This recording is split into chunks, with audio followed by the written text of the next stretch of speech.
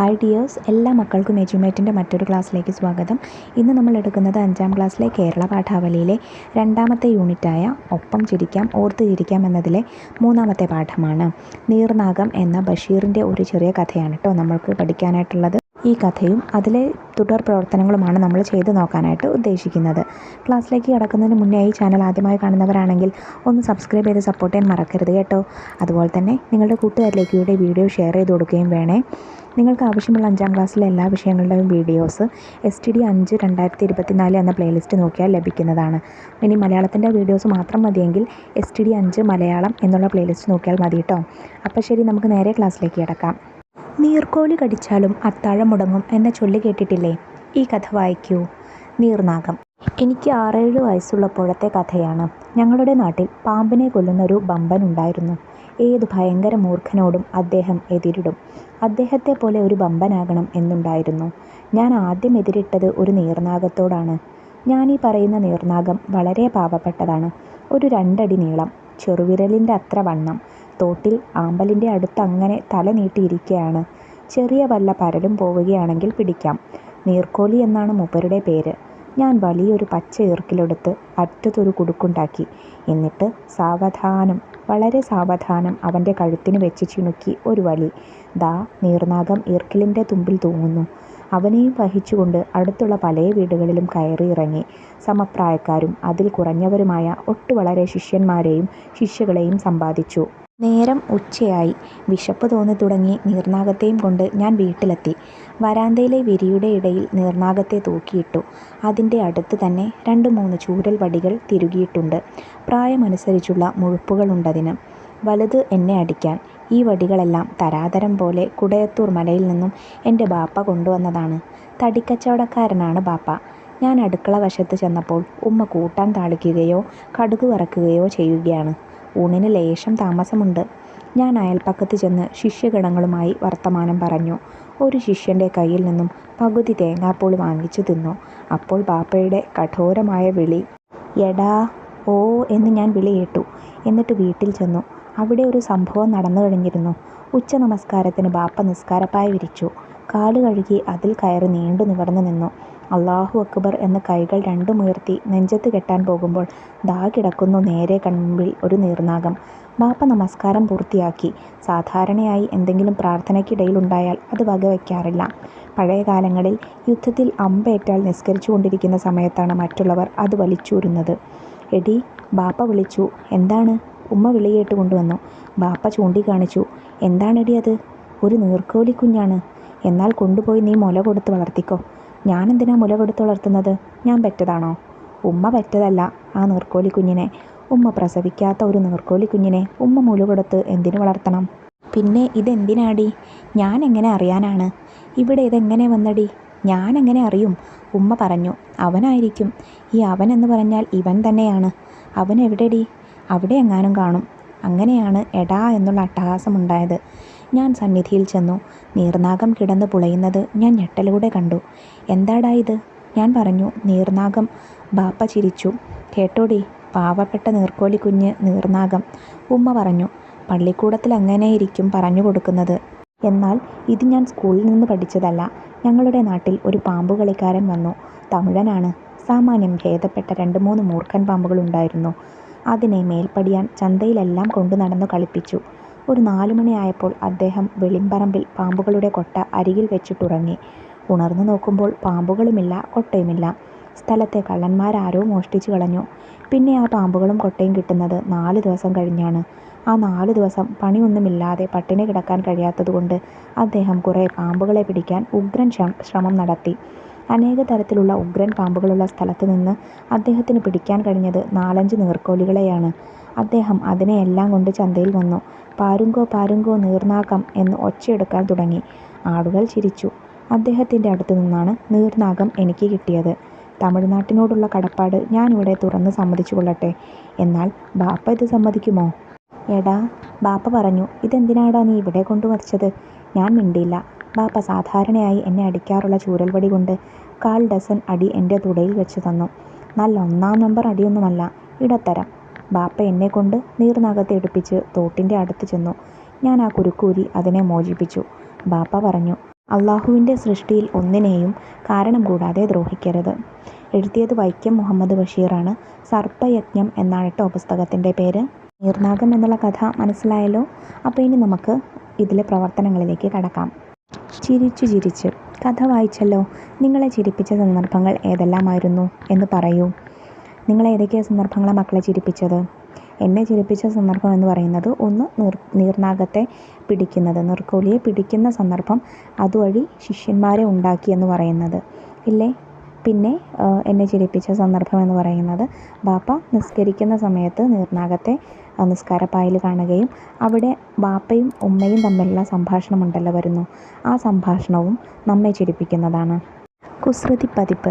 കുസൃതി തരങ്ങൾ നിറഞ്ഞതാണ് ബാല്യകാലം. നീർനാഗത്തെ പിടിച്ച ബഷീറിൻ്റെ അനുഭവം നമ്മൾ വായിച്ചു. ഇതുപോലുള്ള പല കുസൃതികളും വികൃതികളും ചെയ്തവരല്ലേ നിങ്ങളും? അവയിൽ ചിലത് ഇപ്പോൾ ഓർമ്മ വരുന്നില്ലേ? നിങ്ങളുടെ കുസൃതികൾ കൂട്ടുകാരുമായി പങ്കുവയ്ക്കൂ. ഇതൊരു കുറിപ്പായി എഴുതുകയും വേണം. കുറിപ്പിനിണങ്ങുന്ന പേര് നൽകാൻ മറക്കരുത്. എല്ലാവരും എഴുതിയ അനുഭവക്കുറിപ്പുകൾ ചേർത്ത് ഒരു കുസൃതി പതിപ്പ് തയ്യാറാക്കണം. ചിത്രങ്ങളും ചേർത്ത് ഭംഗിയാക്കാം. ഈ പതിപ്പിനും വേണം ഒരു രസികൻ പേര്. കുട്ടിക്കാലത്തെ ഒരു കുസൃതി അനുഭവം എഴുതി തരാൻ ടീച്ചറോടും പറയണം. അപ്പം നിങ്ങൾക്കുണ്ടായിട്ടുള്ള ഏതെങ്കിലും ഒരു കുസൃതികൾ നിങ്ങളിവിടെ എഴുതി കൊടുത്താൽ മതി കേട്ടോ. ഞാൻ ഒരു കുസൃതി ഇവിടെ എഴുതി ചേർക്കുന്നുണ്ട്. അതുപോലെ നിങ്ങൾക്കുണ്ടായ കുസൃതി എഴുതി കൊടുക്കുക. എൻ്റെ ചെറുപ്പത്തിൽ ഞാൻ വലിയ കുസൃതിക്കാരിയായിരുന്നു. കുസൃതിയേക്കാൾ വാശിക്കാരി എന്ന് പറയുന്നതാവും ശരി. എനിക്കിഷ്ടമില്ലാത്തത് എന്ത് കേട്ടാലും നടന്നാലും എൻ്റെ കയ്യിലുള്ള സാധനങ്ങളെല്ലാം ഞാൻ കിണറ്റിൽ കൊണ്ടുപോയിടും. അങ്ങനെ ഒരു ദിവസം വൈകുന്നേരം ജോലി കഴിഞ്ഞ് അച്ഛൻ വീട്ടിലേക്ക് വിളിക്കുകയായിരുന്നു. അമ്മയുടെ കയ്യിൽ നിന്നും ഫോൺ വാങ്ങി ഞാൻ അച്ഛനോട് എനിക്ക് വരുമ്പോൾ മിഠായി വേണമെന്ന് പറഞ്ഞു. നിനക്ക് മിഠായി ഒന്നും ഞാൻ കൊണ്ടുവരില്ല എന്ന് അച്ഛൻ തിരിച്ചും പറഞ്ഞു. അച്ഛൻ അത് തികച്ചും തമാശയായാണ് പറഞ്ഞത്. പക്ഷേ അന്നത്തെ എൻ്റെ ബുദ്ധിയിൽ എനിക്കത് ബോധിച്ചില്ല. ഞാൻ ഉടനെ എൻ്റെ കയ്യിലുള്ള ഫോൺ എടുത്ത് കിണറ്റിലേക്ക് എറിഞ്ഞു. എന്തായാലും അതുവരെ കുസൃതി മാത്രമായി കണ്ടിരുന്ന എൻ്റെ ആ സ്വഭാവം അന്ന് കുറച്ച് ഗൗരവമായി വീട്ടുകാർ കണ്ടു. എനിക്ക് ശാസനയും അടിയും കിട്ടി. അതോടെ ആ ശീലം ഞാൻ മാറ്റുകയും ചെയ്തു. കഥാപാത്ര പരിചയം. കഥയിലെ ഒരു പ്രധാന കഥാപാത്രമാണ് ബഷീറിൻ്റെ ബാപ്പ. അദ്ദേഹത്തിൻ്റെ സ്വഭാവത്തിന് എന്തെല്ലാം പ്രത്യേകതകളുണ്ട്? അവയെല്ലാം ഉൾപ്പെടുത്തി ബഷീറിൻ്റെ ബാപ്പയെ പരിചയപ്പെടുത്തുന്ന ഒരു കുറിപ്പെഴുതൂ. നമ്മോടിവിടെ കഥാപാത്ര നിരൂപണമാണ് എഴുതാനായിട്ട് പറഞ്ഞിട്ടുള്ളത്, ബഷീറിൻ്റെ ബാപ്പയെ കുറിച്ചിട്ടുള്ളത് കേട്ടോ. നമുക്ക് നോക്കാം എങ്ങനെയാണ് കഥാപാത്ര നിരൂപണം എഴുതുന്നതെന്ന്. പ്രശസ്ത എഴുത്തുകാരനായ വൈക്കം മുഹമ്മദ് ബഷീറിൻ്റെ സർപ്പയജ്ഞം എന്ന നോവലിലെ ഒരു ചെറുഭാഗമാണ് നീർനാഗം. പ്രകൃതിയോടിണങ്ങി ജീവിക്കുന്നതിൻ്റെയും സഹജീവി സ്നേഹത്തിൻ്റെയും എല്ലാം സന്ദേശം ഈ കഥ നമുക്ക് നൽകുന്നുണ്ട്. കഥയിലെ ഒരു പ്രധാന കഥാപാത്രമാണ് ബഷീറിൻ്റെ ഉപ്പ. സൽഗുണങ്ങളും സഹജീവി സ്നേഹവും നല്ല നർമ്മബോധവുമുള്ള ഒരു കഥാപാത്രമാണ് ഇദ്ദേഹം. ബഷീറിന് ബാപ്പയോട് സ്നേഹവും അതേസമയം പേടിയുമുണ്ട്. തൻ്റെ കുട്ടിക്കാലത്തെ കുസൃതികളിലൊന്നായിരുന്നു നീർനാഗത്തെ അഥവാ നീർക്കോലിയെ പിടിച്ചുകൊണ്ടുവന്നത്. തങ്ങളുടെ നാട്ടിലെ പാമ്പിനെ കൊല്ലുന്ന ഒരാളോട് തോന്നിയ ആരാധനയാണ് ബഷീറിനെ അതിന് പ്രേരിപ്പിച്ചത്. തോട്ടിൽ നിന്ന് പിടിച്ച നീർനാഗത്തെ ബഷീർ ഒരു ഉയിർക്കിളിൽ കുത്തി വീട്ടിലേക്ക് കൊണ്ടുപോവുകയും അവിടെ അയലിൽ തൂക്കിയിടുകയും ചെയ്യുന്നു. പിന്നീട് കൂട്ടുകാരുടെ അടുത്തേക്ക് പോകുമ്പോൾ വീട്ടിൽ ആ നീർനാഗം ഉണ്ടാക്കുന്ന രസകരമായ സന്ദർഭത്തിലൂടെയാണ് കഥ മുന്നോട്ട് പോയിരിക്കുന്നത്. ബഷീറിൻ്റെ വാപ്പ നിസ്കരിക്കുമ്പോൾ ആ നീർനാഗം നിസ്കാരപ്പായയിലേക്ക് വരുന്നു. അതിനെ കണ്ടെങ്കിലും വാപ്പ നിസ്കാരത്തിൽ നിന്നും പിൻവാങ്ങിയിരുന്നില്ല. അദ്ദേഹം നല്ലൊരു ദൈവഭക്തനായിരുന്നെന്ന് നമുക്കിതിൽ നിന്നും മനസ്സിലാക്കാം. പിന്നീട് നിസ്കാരം കഴിഞ്ഞ് ബഷീറിൻ്റെ ഉമ്മയെ വിളിച്ച് നീർനാഗത്തെക്കുറിച്ച് ഇതെവിടുന്ന് വന്നെന്നും ആര് കൊണ്ടുവന്നെന്നുമെല്ലാം അദ്ദേഹം ചോദിക്കുന്നു. ആ സംഭാഷണങ്ങളിൽ നിന്നും അദ്ദേഹത്തിൻ്റെ നർമ്മബോധം നമുക്ക് കാണാം. പിന്നീട് ബഷീറിനെ വിളിച്ച് കാര്യങ്ങൾ തിരക്കുകയും ചെയ്ത തെറ്റിന് ശകാരിക്കുകയും ചെയ്യുന്നുണ്ട്. മക്കളെ നേരായ വഴിക്ക് വളർത്തുന്ന, തെറ്റ് കണ്ടാൽ ഉടനെ തിരുത്താൻ ശ്രമിക്കുന്ന സ്നേഹമുള്ളൊരു പിതാവാണ് ബഷീറിൻ്റെ ഉപ്പ എന്ന് ഈ സന്ദർഭത്തിൽ നിന്നും നമുക്ക് വ്യക്തമാവുന്നു.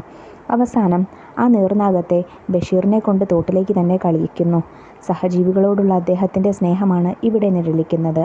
അള്ളാഹുവിൻ്റെ സൃഷ്ടികളിൽ ഒന്നിനെയും കാരണം കൂടാതെ ദ്രോഹിക്കരുത് എന്ന് ബഷീറിനെ പഠിപ്പിച്ചത് ഉപ്പയാണ്. അതുകൊണ്ട് തന്നെയാവാം ഭൂലോകത്തെ സർവ്വജീവികളും ഭൂമിയുടെ അവകാശികളാണ് എന്ന മഹത്തായ സന്ദേശം ബഷീറിന് നമ്മെ പഠിപ്പിക്കാൻ സാധിച്ചതും. ഇത്തരത്തിൽ ഒട്ടനവധി പ്രത്യേകതകളുള്ള കഥാപാത്രമാണ് ബഷീറിൻ്റെ ഉപ്പ. നീർനാഗം എന്ന കഥാവായനയ്ക്ക് ശേഷവും വായനക്കാരുടെ മനസ്സിൽ ഈ കഥാപാത്രം തങ്ങി നിൽക്കുന്നു. ഉമ്മണി ബാല്യലോകം.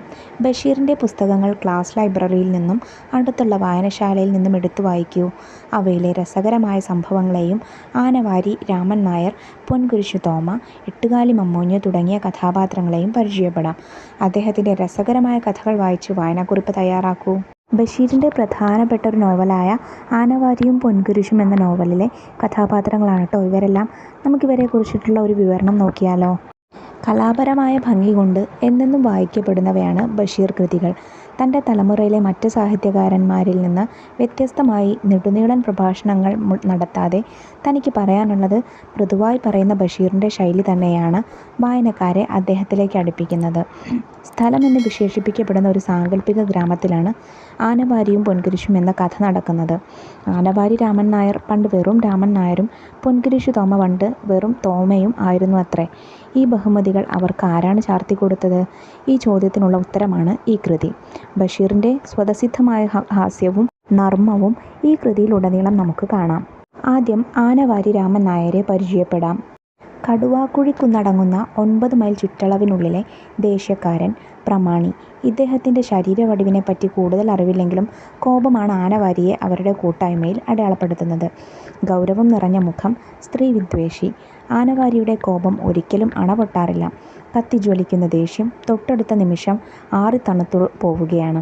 മൂക്കുചെത്തി ഉപ്പിലിടുമെന്ന് പറയുന്നതല്ലാതെ ആനവാരി രാമൻ നായർ യാതൊന്നും ചെയ്യുന്നില്ല. ഇതിനാകെയുള്ള അപവാദമായി പൊൻകുരിശു തോമയോട് ഏറ്റുമുട്ടുന്നുണ്ടെങ്കിലും അത്ര കാര്യമായൊന്നുമില്ല.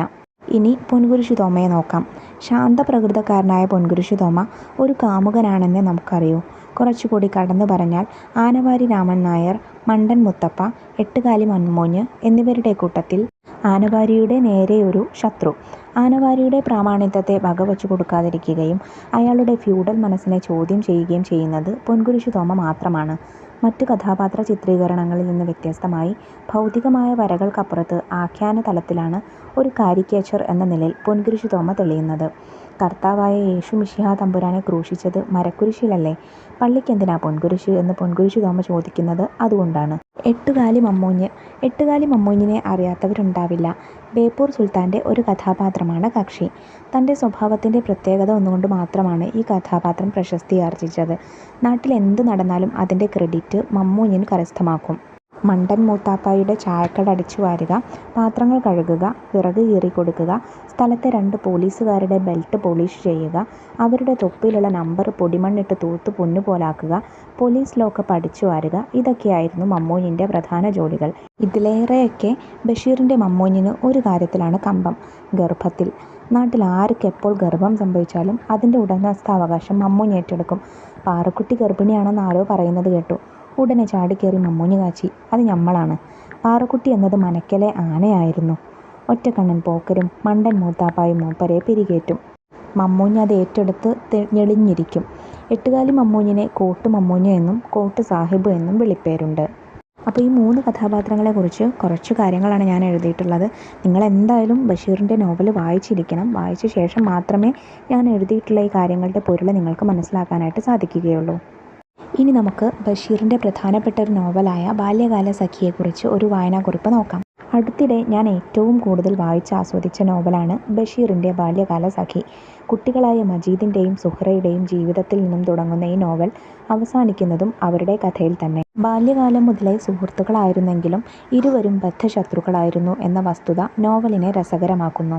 രസകരമായ ഒട്ടനവധി സംഭവ വികാസങ്ങൾ നമുക്ക് നോവലിൽ കാണാൻ കഴിയും. നാട്ടിലെ ഒരു സമ്പന്ന കുടുംബത്തിൽ ജനിച്ചയാളാണ് മജീദ്. എന്നാൽ സുഹ്റ നേരെ തിരിച്ചും. സുഹ്റയുടെ കാതുകുത്തൽ കല്യാണവും മജീദിൻ്റെ മാർക്കം കല്യാണവും ഒന്നും ഇമ്മിണി വലിയ ഒന്ന് എന്ന മജീദിൻ്റെ തത്വവുമെല്ലാം നോവലിലെ പ്രധാന ഘട്ടങ്ങളാണ്. സുഹ്റയുടെ ബാപ്പയുടെ അകാല മരണം പട്ടണത്തിലെ പഠനം എന്ന അവളുടെ സ്വപ്നത്തെ തകർത്തു. മജീദിന് പട്ടണത്തിലെ കോളേജിൽ സീറ്റ് കിട്ടി. സുഹ്റയെയും തൻ്റെ ഒപ്പം പഠിപ്പിക്കണമെന്ന് മജീദ് തൻ്റെ ബാപ്പയോട് ആവശ്യപ്പെട്ടെങ്കിലും മജീദിൻ്റെ ബാപ്പ അത് പാടെ തള്ളി. ക്രമേണ മജീദ് സുഹ്റയുമായി അടുപ്പത്തിലായി. പരസ്പരം ഇഷ്ടമായിരുന്നെങ്കിലും തുറന്നു പറയാതെ അവൻ നാടുവിടുന്നു. 8-10 വർഷത്തോളം അവൻ എവിടെയോ അലഞ്ഞു തിരിഞ്ഞു നടന്നു. പണം സമ്പാദിക്കണമെന്ന മോഹം അവന് തീരെയില്ലായിരുന്നു. അങ്ങനെ വർഷങ്ങൾക്ക് ശേഷം മജീദ് തൻ്റെ നാട്ടിലേക്ക് മടങ്ങാൻ തീരുമാനിക്കുന്നു. ശിഷ്ടകാലം സുഹ്റയുമൊത്ത് ജീവിക്കണം എന്ന തീരുമാനത്തോടെയായിരുന്നു ആ മടങ്ങിപ്പോക്ക്. തിരികെ വന്ന അവൻ കണ്ടത് നരകജീവിതം നയിക്കുന്ന സുഹ്റയെയാണ്. അവൻ സുഹ്റയുമായി അടുക്കുന്നു. അവൻ്റെ അവസാനം താൻ ഇങ്ങോട്ട് വരാൻ തിരിച്ചപ്പോൾ സുഹ്റ എന്തോ പറയാൻ ശ്രമിച്ചുവെന്നും അത് കേൾക്കാൻ സാധിച്ചില്ലെന്നും പറഞ്ഞ് ബഷീർ തൻ്റെ നോവൽ അവസാനിപ്പിക്കുന്നു. വായനക്കാരിൽ പൊട്ടിച്ചിരിയുടെയും തേങ്ങലിൻ്റെയും വിത്തുകൾ ഈ നോവൽ വിതറുന്നു. ബാല്യകാല സഖി എന്ന ഈ ചെറിയ നോവൽ ബഷീർ കൃതികളിൽ ഏറ്റവും അമൂല്യമായ ഒന്നാണ് എന്ന് തന്നെ പറയാം. അപ്പോൾ ഇത്രയും പ്രവർത്തനങ്ങളാണ് നിങ്ങൾക്ക് നീർനാഗം എന്ന പാഠഭാഗത്തിൽ ചെയ്യാനായിട്ടുള്ളത്. ചെയ്ത പ്രവർത്തനങ്ങളൊക്കെ മക്കൾക്ക് മനസ്സിലായോ?